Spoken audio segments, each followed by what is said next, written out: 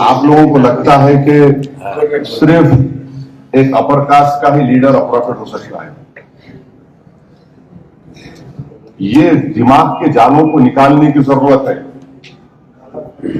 एक क्या मुसलमान लीडर नहीं बन सकता क्या? क्या पूरा गुण, पूरा कैपेबिलिटी, पूरा कैपेसिटी, पूरा इंटेलेक्ट खाली आप दूसरों में, हम में नहीं है क्या? है हम में, और हम बताएंगे आपको। So, but you did lot of money before announcing this TMC में campaign. जो माइनॉरिटी लीडर्स है, जो बहुत सीनियर है या बहुत दिन से है, वो तो मानते हैं कि टीएमसी जैसी पार्टी है ही नहीं जो कि मुस्लिमों के सबसे करीब है। वो भी थे कभी उसी पार्टी में। हाँ थे, लाइक फिराद हकीम, सिद्दीकुल्लाह, ये सब बड़े नेता। हाँ ठीक है, बड़े हैं, इतने बड़े हैं कि गरीब को सर्टिफिकेट दिला सकते हो ओबीसी का। वो भी उसी पार्टी नहीं, छोड़ दिए ना, उनको भी छोड़ना चाहिए। वो बड़े थे, अपने घर में है, टीएमसी में बड़े नहीं है वो अगर नेता होते तो फिर वो ओबीसी के सर्टिफिकेट कैंसिल नहीं होते। अगर वो नेता, अगर वो बहुत बड़े होते तो वो दिखाते कि मालदा मुर्शिदाबाद में जो ह्यूमन डेवलपमेंट इंडिकेटर्स है वो अच्छे होते। आपने मुसलमानों को सिर्फ वोट के लिए इस्तेमाल किया, उनको उनका राइटफुल शेयर नहीं दिया आपने, और ये गलती लेफ्ट फ्रंट ने किया था। अगर आप सक्सेसर कमेटी पढ़ेंगे तो मेरा एक डिबेट हुआ था किसी टीवी चैनल पर, एक लेफ्ट फ्रंट के बहुत बड़े लीडर थे, बोले कि we didn't allow communal riots to take place. तो मेरा successor committee on so and so page, on so and so pages shows you the mirror of your hatred towards the Muslim community of that time. तो यही हो रहा है ना, वो चले गए, ये बैठे हैं, सिर्फ कम्युनिटी को वोट के लिए इस्तेमाल कर रहे हैं आप। उनका पॉलिटिकल एम्पावरमेंट नहीं होता, उनका कोई हिस्सा नहीं होता, राइटफुल शेयर नहीं मिलता उनको। तो फ्रस्ट्रेशन में क्या बोलते, हम लोग सब वोट काटने आए। अरे क्या भी जागीर है क्या ये आपकी? वोट काटने कैसे आ रहे हैं? वोटर है, वोट को इख्तियार है देने का। জয় হিন্দ বন্ধুরা, আমি দীপঙ্কর মণ্ডল, আপনারা দেখছেন নবান্ন নিমন্ত্রণ। আপনাদের সবাইকে স্বাগত। কলকাতায় কিছুক্ষণ আগে এই সাংবাদিক বৈঠকটা হয়ে গেছে। এমআইএম এর যিনি প্রেসিডেন্ট, যিনি একদম সবচেয়ে বড় পদে রয়েছেন, আসাদুদ্দিন ওয়েসি, যিনি সাংসদও, তিনি এসেছিলেন গতকাল কলকাতায়। তাকে হুমায়ুন কবির, তিনি প্রাক্তন এমএলএ, তৃণমূলেই ছিলেন, তিনি বেরিয়ে গিয়ে নতুন দল গঠন করেছেন, তিনি তাকে স্বাগত জানিয়েছেন কলকাতা এয়ারপোর্টে, এবং কলকাতাতেই সাংবাদিক বৈঠকটা হয়েছে। এবং এই যে সাংবাদিক বৈঠক, তার আগে বংশীবদন বর্মন, অর্ঘ্যরায় প্রধানরা, উত্তরবঙ্গের যারা নেতা, তারা নির্ণায়ক অন্যতম ফ্যাক্টর, তারা বিজেপিতে যোগ দিয়ে দিয়েছেন। লিয়েন্ডার পেজ আসবো বলে করছেন, তার কারণ তার সঙ্গে বিজেপির সর্বভারতীয় সভাপতি নীতিন নবীন তিনি মিটিং করেছেন। তিনি সম্ভবত প্রার্থী হতে পারেন, আবার তিনি বিজেপির হয়ে প্রচারে অংশ নিতে পারেন। তো এই অবস্থায় কি হতে পারে, মানে এই যে সাংবাদিক বৈঠকটা আপনারা দেখলেন, এর খানিকক্ষণ পরে উত্তরবঙ্গের ময়নাগুড়িতে মুখ্যমন্ত্রী মমতা বন্দ্যোপাধ্যায়, বিদায়ী মুখ্যমন্ত্রী বা কেয়ারটেকার মুখ্যমন্ত্রী, তিনি তৃণমূল নেত্রী হিসেবে একটি সভা করেছেন। এবং যা হয় আর কি, হাজার খানেক, হাজার দেড়েক লোক হয়েছে, লোকই হচ্ছে না। এবং উত্তরবঙ্গে যাওয়া ইস্তক, তার পিছনে আর কোনো লোক নেই, কিছু নেই। এবং তিনি প্রকাশ্য সভা থেকে বলছেন আমার সব কিছু কেড়ে নিয়েছে। বুঝুন অবস্থাটা, মানে সেই যে হতাশার কথা বলছিলাম আগের দু একটা এপিসোডে আপনাদের বলেছি, যে মুখ্যমন্ত্রীর মধ্যে যে দৈন্যতা দেখা দিয়েছে, তৃণমূল নেত্রীর মধ্যে যে আশঙ্কা, যে উদ্বেগ, যে নিদ্রাহীন অবস্থা তৈরি হয়েছে, সেটা কিন্তু বহিঃপ্রকাশ দেখা যাচ্ছে বেশ কয়েকদিন ধরে। সেটার ব্যত্যয় আজকেও হয়নি। আজকেও তিনি ময়নাগুড়ির সভা থেকে তিনি তার হতাশা ব্যক্ত করেছেন, তার কাছ থেকে সব কেড়ে নেওয়া হয়েছে।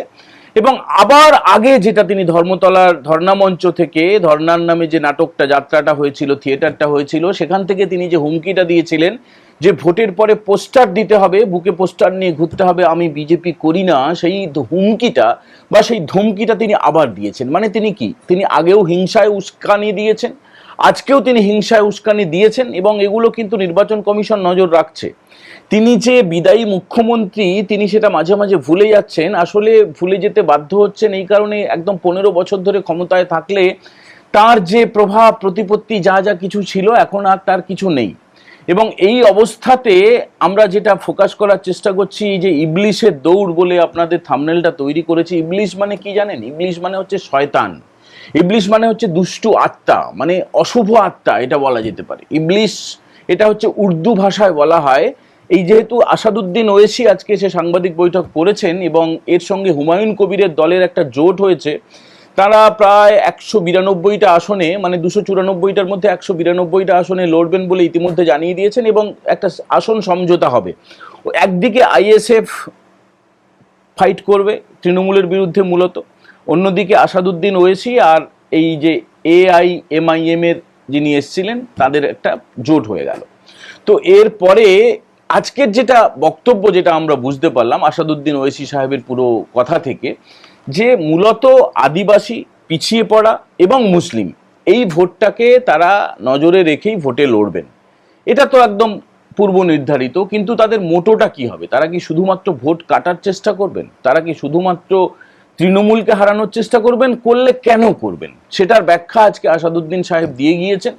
তিনি যেটা বলেছেন যে বামেদের 34 বছরে এবং তৃণমূলের 15 বছরে সবচেয়ে বেশি বঞ্চিত হয়েছেন মুসলিমরা। মুসলিমদেরকে শুধুমাত্র ভোট ব্যাংক হিসেবে ব্যবহার করাই উদ্দেশ্য। এই যে কানটাকে বাইরে রেখে যেভাবে ঢেকে তিনি যা যা করেন, নকশা করার চেষ্টা করেন বিভিন্ন জমায়েতে গিয়ে, এটাকে এক ধরনের ইবলিসের কাজ বলে তিনি মনে করছেন। এর ফলে তো পেটের ভাত জোগাড় হবে না, এর ফলে তো শিক্ষা হবে না, এর ফলে তো কর্মসংস্থান হবে না, এর ফলে তো এই যে ওবিসি সার্টিফিকেটগুলো যেগুলো বাতিল হয়ে গিয়েছে সেটা ঠিক হবে না। এটাই কিন্তু আসাদুদ্দিন ওয়েসি বারবার বলার চেষ্টা করেছেন। আর আজকে নন্দীগ্রামে যাচ্ছেন এই মমতা ব্যানার্জির ভাইপো অভিষেক ব্যানার্জি, একই সঙ্গে নন্দীগ্রামের প্রার্থী শুভেন্দু অধিকারী সেখানে সভা করবেন। সেটা তো আলাদা বিষয়, সেটা আলাদা ছবি দিয়ে কি কি হলো না হলো আমরা দেখাবো। কিন্তু বিষয়টা হচ্ছে লড়াইটা জমে উঠেছে, মানে একদম ভোটের লড়াইটা প্রায় তুঙ্গে উঠে গিয়েছে বলা চলে। 30 তারিখ থেকে নমিনেশন জমা দেওয়া শুরু হবে, ওই দিনই নির্বাচনী বিজ্ঞপ্তি প্রকাশ হবে, ওই দিন থেকেই মনোনয়নপত্র জমা দেওয়ার কাজ শুরু হবে। মনোনয়নপত্র জমা দেওয়ার কাজ সমস্ত দলই করবে। আর এই আসাদুদ্দিন ওয়েসি এবং হুমায়ুন কবির তারা সবচেয়ে বড় সভাটা করবেন, একদম প্রকাশ্যে সবচেয়ে বড় সভাটা করবেন আগামী 1 এপ্রিল থেকে মুর্শিদাবাদের বহরমপুর থেকে। মূলত তারা ফোকাস করছেন মুর্শিদাবাদ এবং মালদা এই দুটো জেলার পাশাপাশি উত্তর দিনাজপুর, দক্ষিণ দিনাজপুর, অন্যান্য জায়গাতেও তাদের প্রার্থী থাকছে, এমনকি ভবানীপুরেও থাকছে, নন্দীগ্রামেও থাকছে। তো এটা হচ্ছে বিরাট ভয়ের অন্যতম বড় কারণ। এবারে আসা যাক যে এই যে সমস্ত টিভি চ্যানেল দেখবেন যে যখন মমতা ব্যানার্জি বক্তৃতা দিচ্ছেন একদম পা থেকে মাথা পর্যন্ত গোটাটা, মানে বক্তৃতা শুরু থেকে শেষ পর্যন্ত গোটাটা তারা দেখিয়ে চলেছেন। তার কারণটা কি? যেটা অন্যান্য নির্বাচনে হয়ে থাকে বিজ্ঞাপনগুলো আর রাজনৈতিক দলগুলো দিতে পারছে না। মূলত তৃণমূল কংগ্রেসই হাজার হাজার কোটি টাকা খরচা করে শুধুমাত্র বিজ্ঞাপনের খাতে, বিভিন্ন ব্যানার হোক বা টিভিতে, পোর্টালে, বিভিন্ন চ্যানেলে, বিভিন্ন ফেসবুক, ইউটিউব, সোশ্যাল মিডিয়ায় যে বিজ্ঞাপনগুলো দেওয়া হয়, সেই ক্ষেত্রে নির্বাচন কমিশন একটা বিধিবদ্ধ একটা সতর্কতা জারি করে দিয়েছে। তারা বলেছে যে নির্দিষ্ট একটা কমিটি তৈরি করা হলো সিইওর অধীনে, যে আপনি কত টাকার বিজ্ঞাপন দেবেন, কি বিজ্ঞাপন দেবেন, সেটার জন্য আপনাকে পারমিশন নিতে হবে। সেই অনুমতি না থাকলে, সেই অনুমতিপত্র না দেখালে টিভি চ্যানেলগুলো সেই বিজ্ঞাপনটা দেখাতে পারবে না। আপনারা এটা খেয়াল করে দেখেছেন খুব ভালো করে, টিভি চ্যানেলে কিন্তু এখনো পর্যন্ত কোনো বিজ্ঞাপন চালাতে পারছে না। এবারে কি হচ্ছে, ঘুরপথে পুরো যে ভাষণটা, পুরো বক্তৃতাটা দেখুন। আরো তো অনেক খবর থাকে, কিন্তু দেখবেন আপনারা ভালো করে খেয়াল করে যে যখনই মমতা ব্যানার্জি কিছু বলবেন, শুরু থেকে একদম তার সেই মঞ্চ ওঠা থেকে শুরু করে নেমে যাওয়া পর্যন্ত গোটাটা কিন্তু দেখানো হচ্ছে। তার পিছনে কি কোনো আর্থিক লেনদেনের গল্প রয়েছে? এটা নির্বাচন কমিশনের অবশ্যই দেখা উচিত। নির্বাচন কমিশন যেটা করেছে, যেটা নিয়ে টিভি চ্যানেলগুলো প্রচার করার চেষ্টা করছে, যে এসআইআর এর যেটা সাপ্লিমেন্টারি লিস্ট বেরোলো সেখানে ডিলিটেশনের সংখ্যাটা দেওয়া হয়নি কেন? এটা দিলে খুব সুবিধে হতো। মানে এই যে উস্কানিমূলক ভাষণ, হুমকিমূলক ভাষণ, সেখানে বারবার যেটা বলার চেষ্টা করা হচ্ছে যে অশান্তি করো, অশান্তি বাঁধিয়ে দাও। আজকেও মমতা ব্যানার্জি বলেছেন যে মায়েরা আপনারা সামনে থাকবেন, আপনাদের পরিবারের পুরুষদেরকে পিছনে রাখবেন, মানে মহিলা ও শিশুদেরকে এগিয়ে দাও, তাদেরকে ক্ষতি করুক কেউ বা কিছু হোক, কোনো গন্ডগোল হলে, ঝামেলা হলে তাদের ক্ষতি হোক, আর সেটা নিয়ে সেই লাশের ওপরে পা রেখে আমি রাজনীতি করতে শুরু করব। যেটা হয়েছিল গত বিধানসভা ভোটে কোচবিহারে, যে কাণ্ডটা হয়েছিল সেটা কিন্তু এবার আর হচ্ছে না। এবারে যেটা হতে চলেছে যে এই সেন্ট্রাল ফোর্সের বিরুদ্ধে চাইলেই রাজ্য পুলিশ কোনো ব্যবস্থা নিয়ে নেবে, এফআইআর নিয়ে নেবে, সেটা আর হবে না। যেটা হয়েছিল কোচবিহারে আপনাদের মনে থাকবে, সেখানে একজন অসুস্থ মানুষকে সেন্ট্রাল ফোর্সের জওয়ানরা তারা হাসপাতালে নিয়ে যাচ্ছিলেন, হঠাৎ করে রটিয়ে দেওয়া হয়, তাকে মারধর করা হয়েছে এবং সেন্ট্রাল ফোর্সের উপরে আক্রমণ এমনভাবে নেমে এসেছিল, সেটাকে ঠেকানোর জন্য সেখানে গুলি চালাতে বাধ্য হয়েছিল কেন্দ্রীয় বাহিনীর জওয়ানেরা। তারপর থেকে বেশ কয়েকজন মারাও যায়, কিন্তু তারা যদি না গুলি চালাতেন তাহলে এই কেন্দ্রীয় বাহিনীর জওয়ানরা আক্রান্ত হতেন এবং তাদের মৃত্যুবরণ করতে হতো। ফলে আত্মরক্ষার্থে তারা গুলি চালাতে বাধ্য হয়েছিলেন এবং তারপরে যা হয়েছে সেটা আপনারা জানেন। সেটা নিয়ে রাজনীতি করেছে এবং এই রাজনীতিটাই আবার কিন্তু করতে চাইছে এই শাসক দল তৃণমূল কংগ্রেস, এবং তার জন্য ছক শুরু হয়ে গিয়েছে। তার জন্য ছক যা যা করতে হবে, কি কি ষড়যন্ত্র করতে হবে, সেটার একটা নীল নকশা কিন্তু শুরু হয়ে গিয়েছে। তবে এবারে আর আগের মতো ব্যাপার নেই। এবার কিন্তু প্রত্যেকটি কেন্দ্রীয় বাহিনী জওয়ানের এই যেটা এখন কলকাতা পুলিশ চালু করেছে বুকে ক্যামেরা লাগানো, সেই ক্যামেরাটা লাগানো থাকছে। প্রত্যেকটা গাড়িতে জিপিএস ট্র্যাকারের পাশাপাশি ক্যামেরা লাগানো থাকছে। ফলে ওই আগ বাড়িয়ে ওরা উমুক করলো সেইটা কিন্তু বলার আর জায়গাতে নেই। এবারে যেটা যেটা হতে চলেছে, বেশ কিছু বিষয়ে অভিনব সিদ্ধান্ত নিতে চলেছে নির্বাচন কমিশন, এবং নির্বাচন কমিশনের একটা চিঠি নিয়ে যে অভিযোগটা তৃণমূল কংগ্রেস বারবার করছে, তৃণমূল কংগ্রেস নির্বাচন কমিশনকে চিঠিও দিয়েছে। কেরালার কোনো একটা চিঠিতে নির্বাচন কমিশনের প্যাডে কেরালা থেকেই ব্যাপারটা হয়েছে, সেখানে পদ্ম ফুলের ছাপ মানে বিজেপির প্রতীক দেওয়া একটা চিঠি পাওয়া গিয়েছে এবং সেটার প্রতিবাদ শুরু করে দিয়েছে। শুধু নয়, সেটা নিয়ে খবরও এমনভাবে করা হচ্ছে। দেখুন, একটা কথা আমার খুব ভালো করে মনে হচ্ছে যে ধরুন কেউ ইস্টবেঙ্গল, কেউ মোহনবাগান বা যে কোনো ম্যাচের যে কোনো দলের কেউ সমর্থক, সেই সমর্থক কি চাইবে? তার দলটা মারকুটে খেলুক, তার দলটা যখন মারবে বা ধরুন মেরে খেলবে বা অ্যাটাকিং খেলবে, তখন সে কিন্তু খুশি হয়। তো এটাও এক ধরনের সেটব্যাক তৃণমূল কংগ্রেসের, যে যদি এটা হয়ে থাকেও, মানে কেউ যদি ইচ্ছাকৃতভাবে করে থাকে, যদি ষড়যন্ত্র করে থাকে, যদিও কেরালার যিনি করেছিলেন তাকে সাসপেন্ড করা হয়েছে, প্রথমে শোকজ করা হয়েছিল, তারপরে সাসপেন্ড করা হয়েছে। নির্বাচন কমিশন তো আলাদা একটা স্বশাসিত সংস্থা, কিন্তু ব্যাপারটা হচ্ছে সাধারণ ভোটারদের কাছে কি সংকেত যাবে, সাধারণ ভোটাররা কি মনে করবে যে ওরে বাবা, তাহলে সত্যি দম আছে। মানে আপনার দল বা আপনার প্লেয়ার যদি অ্যাটাকিং খেলতে শুরু করে তাহলে কিন্তু আপনি খুশি হবেন, আমি খুশি হব। আমি যে দলকে সমর্থন করি সেই দল যদি অ্যাটাকিং খেলে তাহলে তো আমি খুব স্বাভাবিকভাবে খুশি হব, এবং যারা বিরোধী দল তারা তো অখুশি হবে, তারা ভেঙে পড়বে, বিষণ্ণ হবে। সেই অবস্থাটা হয়েছে তৃণমূলের। তারা বিষণ্ণ হচ্ছে, তারা হতাশাগ্রস্ত হচ্ছে, তারা আশঙ্কিত হচ্ছে, তারা নিদ্রাহীন রাত কাটাতে শুরু করেছে। এই মমতা ব্যানার্জি সেগুলোকে উল্লেখও করছেন, যে বোকামিটা করছেন, তিনি বোকামি করে যান, সেটা অসুবিধে নেই, কিন্তু তার শরীরী ভাষা এবং কথাবার্তায় যা প্রকাশিত হচ্ছে, বিরোধী দলের সমর্থকরা, নেতারা, কর্মীরা তারা কিন্তু উল্লসিত হচ্ছেন। এটা পরিষ্কার হয়ে গিয়েছে। এই যে বলছেন আমার থেকে সব কেড়ে নিয়েছে, কেড়ে তো নিয়েছে বটেই, কিন্তু তাহলে উল্লসিত হবেন কারা? যারা তার বিরোধীরা, যারা তার বিরোধী, মানে ধরুন আসাদুদ্দিন ওয়েসির দল হোক, হুমায়ুন কবিরের দল হোক, আইএসএফ হোক, বিজেপি হোক, কংগ্রেস হোক, সিপিআইএম হোক, তারা তো উল্লসিত হবেনি যে দেখো ক্ষমতা আছে। তার মানে আর এই মুহূর্তে কোনো ক্ষমতা নেই। মানে কার? তৃণমূলের নেত্রী, তিনি বিদায়ী মুখ্যমন্ত্রী হলেও তার হাতে যা যা ক্ষমতা থাকা উচিত ছিল সেটা কিন্তু নেই, সেটা তিনি স্বীকার করে নিচ্ছেন প্রকাশ্য মঞ্চ থেকে। আর এর পাশাপাশি যে উস্কানিটা দেওয়ার চেষ্টা করছেন, ধরুন আপনারা যারা মমতা ব্যানার্জির সমর্থক বা তৃণমূল কংগ্রেসের সমর্থক, বিরাট পছন্দ করেন, ভালোবাসেন, আপনারা বিশ্বাস করেন যে হ্যাঁ আবার তৃণমূলই ফিরে আসবে, তাদের জন্য বলছি যে আপনারা এই উস্কানিতে কান দিয়ে বা বিশ্বাস করে আপনি কারোর উপরে অ্যাটাক করবেন, কাউকে মারধর করবেন বা কিছু করবেন, হিংসাত্মক কাজ করবেন, তাই তো? কিন্তু আইন তো আপনাকে ছাড়বে না।